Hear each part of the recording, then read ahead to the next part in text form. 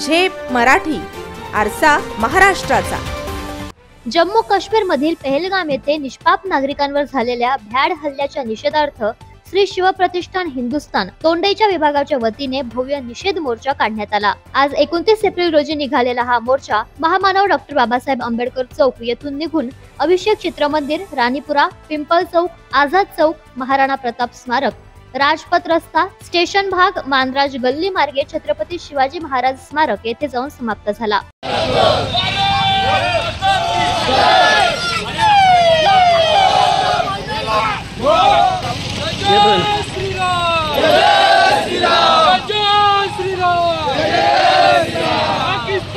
या मोर्चात मोठ्या संख्येने नागरिकांनी सहभाग घेतला होता। हातात निषेध फलक, राष्ट्रध्वज आणि भगवे झेंडे घेऊन नागरिकांनी पाकिस्तान विरोधात जोरदार घोषणा दिल्या।